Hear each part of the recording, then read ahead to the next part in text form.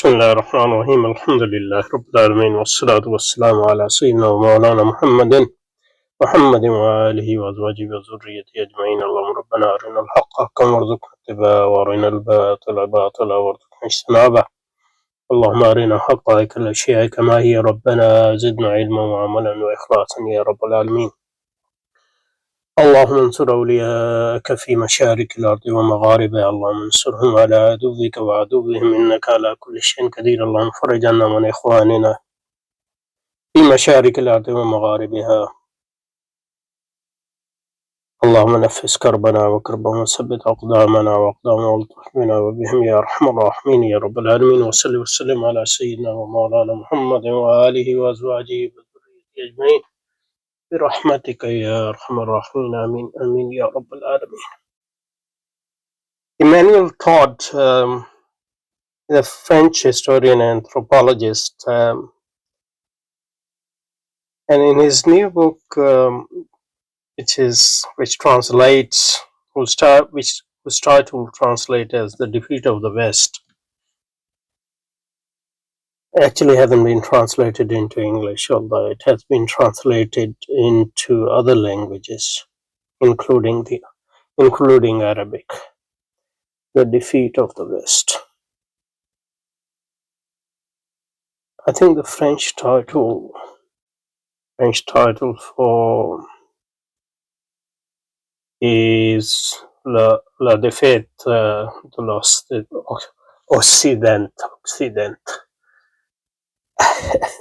My French pronunciation is terrible. Even terrible than English. Anyway, La Défaite de l'Occident. The Defeat of the West. I think it's an important book, although it has a weird conception of the West. By West, he means North and West European and America, New Zealand, and Australia, I guess.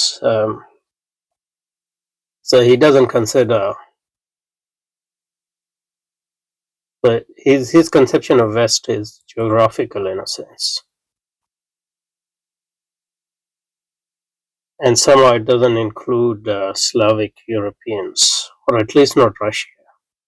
Russia, not the West.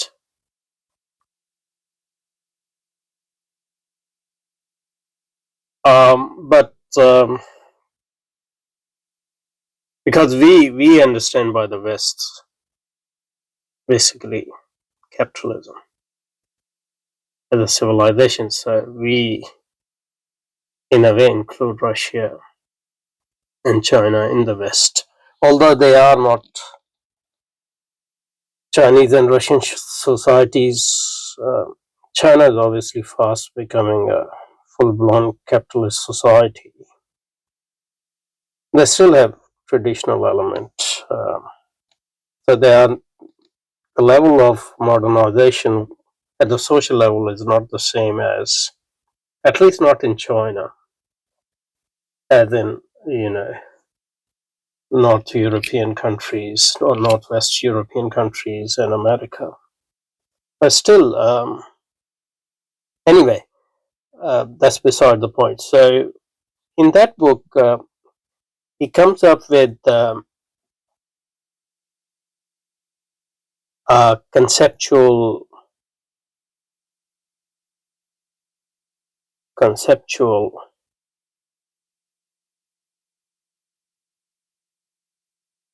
typology of religion. Typology of religion, which is another way of saying a categorization of religion.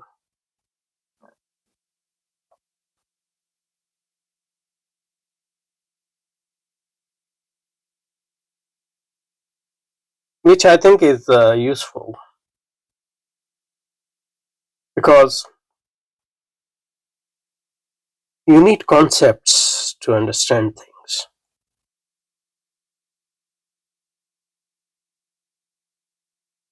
Understand the reality, physical as well as social reality. And if you don't have concepts, I think that without concept you can miss the portion of reality.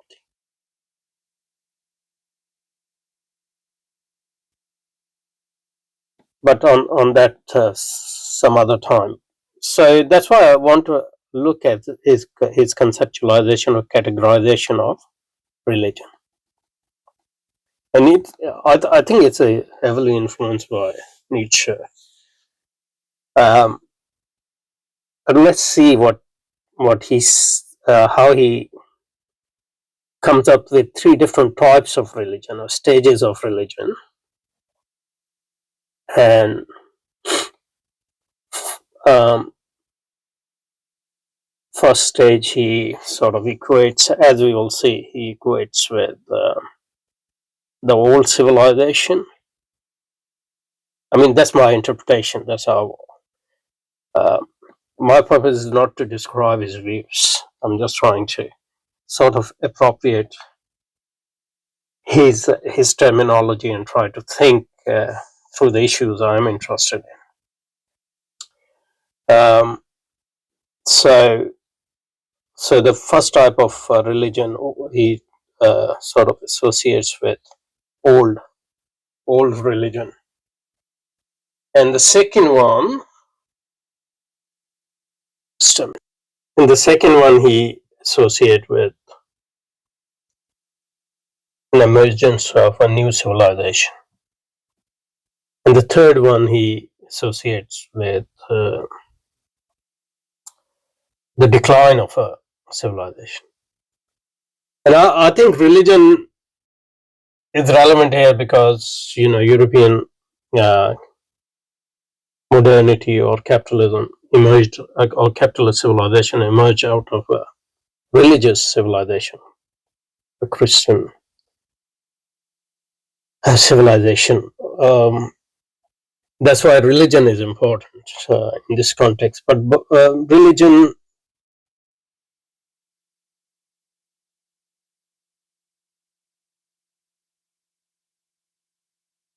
can be understood in a broader terms, a belief system, whether it is a religious belief system or a secular belief system.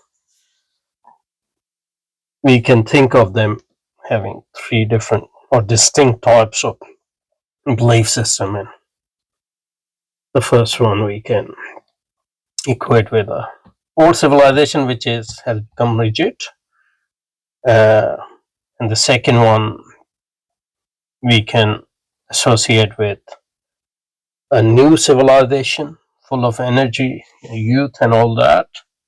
And the third one we can associate with a declining civilization. Okay, so with this context, let's look at his categorization. So the first one he calls, so three types he comes up with. Uh, active religion. And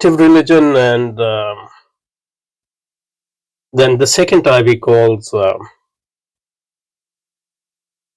and this he calls active state of civilization. And this one, zombie religion. I think that's what it doesn't matter what he actually calls, but and the third one is what he and this he which is this is a strange characterization, if it is his characterization, if I remember correctly. I got it from one of his interviews on Glenn Deason's, Professor Glenn Deason's YouTube channel. If you want, you can watch that interview. It's a long and a good interview. Zombie state or zombie religion, and the third one is what he calls the zero state or null state or nihilism, and that's associated with the decline of religion. a decline of a civilization, and this second one is youthful phase of that's my interpretation. Youthful phase of a civilization is full of energy and all that. Okay, so now I'm going to explain them a bit and see how I understand them from our own perspective. The first one, he says,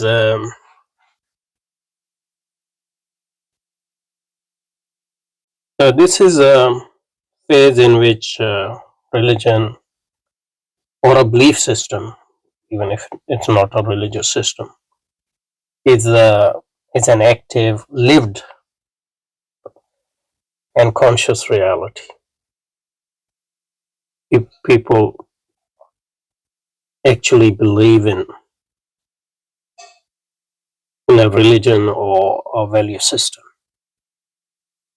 live it at the conscious and also subconscious level, I guess. And in the European context or Western context, which Todd has in mind, he lists as a sign of this sort of religion, he lists the majority of population attend churches, not just attending churches, but they are churches, the center of life,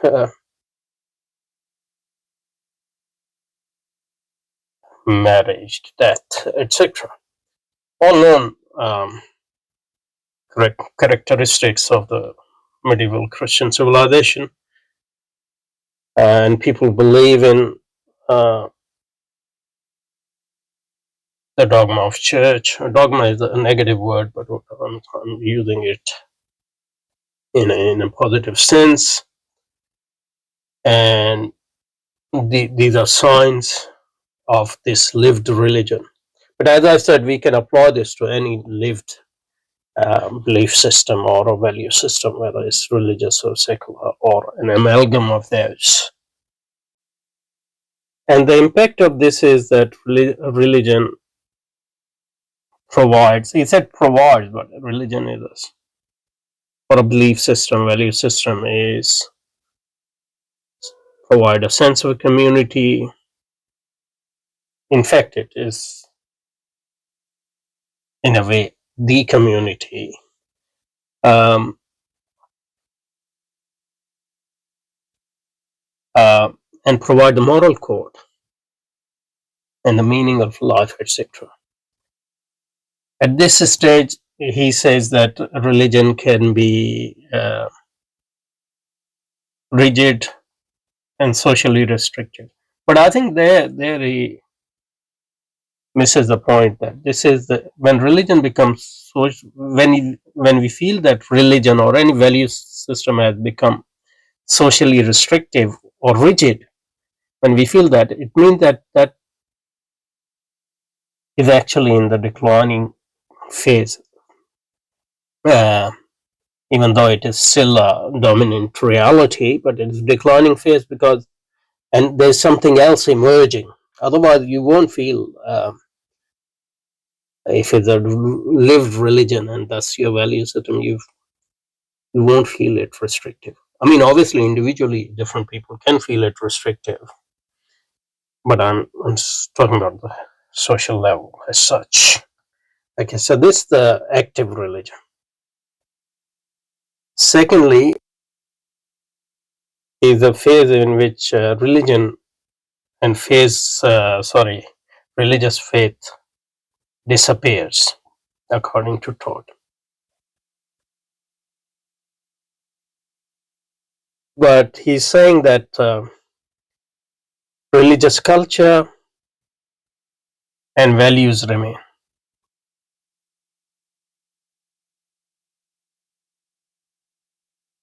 And I would say religious faith disappears, but a new value system is appearing, new belief system. It's a secular one appearing. That's why the faith is disappearing. And in this transition, that old religion and value system is reinterpreted in terms of this new emerging value system or a belief system. And that's how I see Protestantism and uh, modern interpretations of Catholic and non-Catholic Christianity, etc. So there I take a slightly different view from Todd's. I mean Emmanuel Todd, yeah. And it's a sign of this way that people stop going to church, no longer believe in supernatural, but they continue to behave as if religion, moral framework were true. As if. So this phase where Christianity, the faith has become very weak, and Christianity is being reinterpreted in the service of a new belief system which is based on science and rationality and whatnot.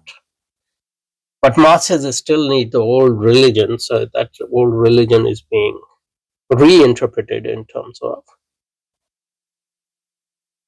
which are compatible with this new uh, uh, religion of science, rationality, and all that. And it obviously has a long historical process. So it's this doesn't happen in vacuum. Uh, so religion in this phase provides the sense of community and moral sense as well. And one reason for that new emerging value system of modernity needs that is because on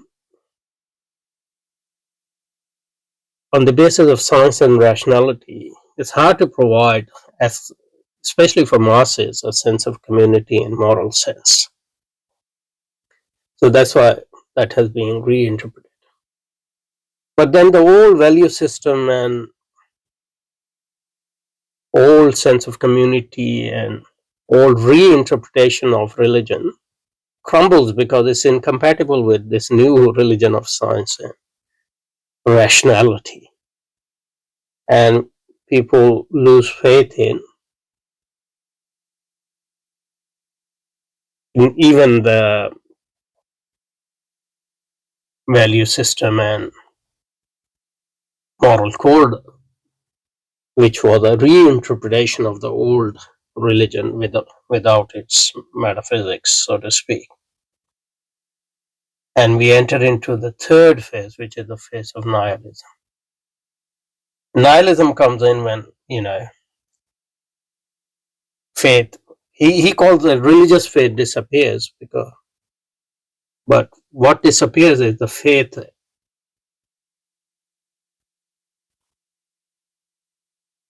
as such,